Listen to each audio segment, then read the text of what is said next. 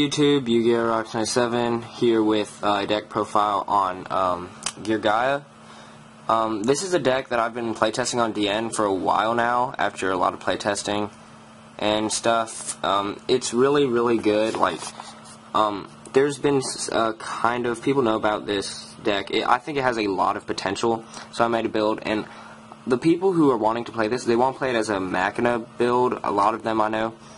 And I didn't take that perspective. I took mine as more of a control deck with 13 monsters, and it works like amazing. Like, you have to try this build. It's so good.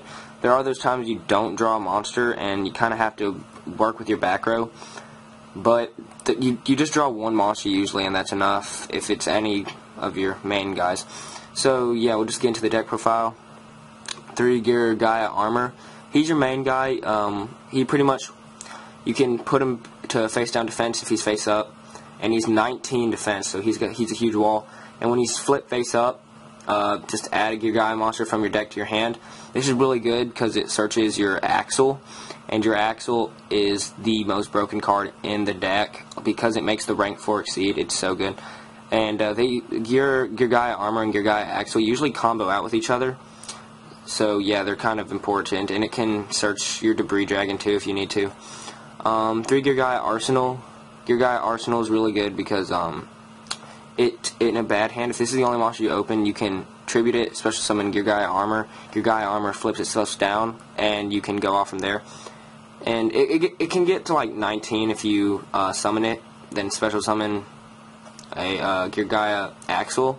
If they have like a Thunder King or something, you can ram into the Thunder King, and then you still have an Axle to get back that. But it can get big like that, but mostly you're just going to do the play where you get the Geargia armor, or you use it for Geargia Axle as exceed material.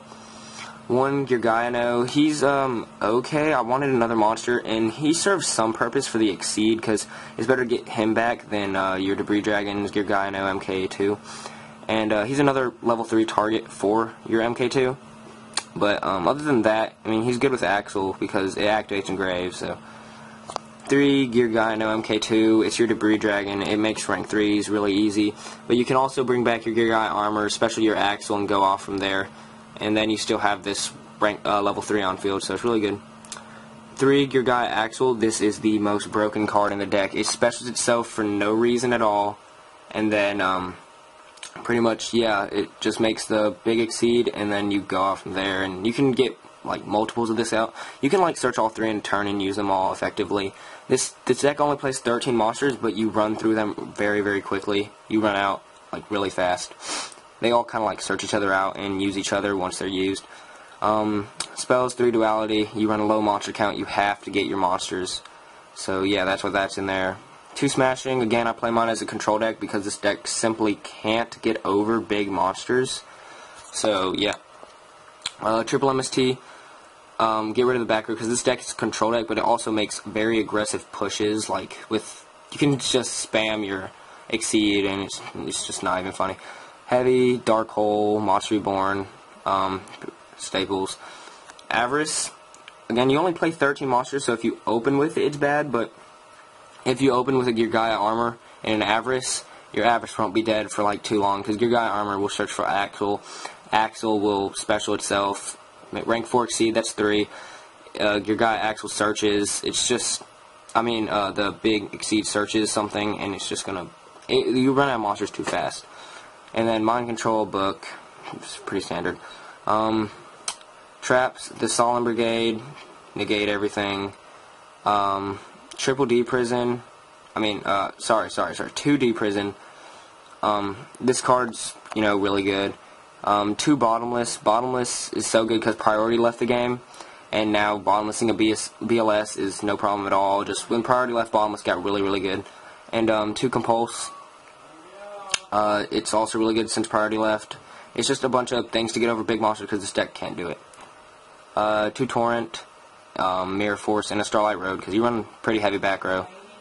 And to make your rank 4 exceed play, you need to be safe. So extra.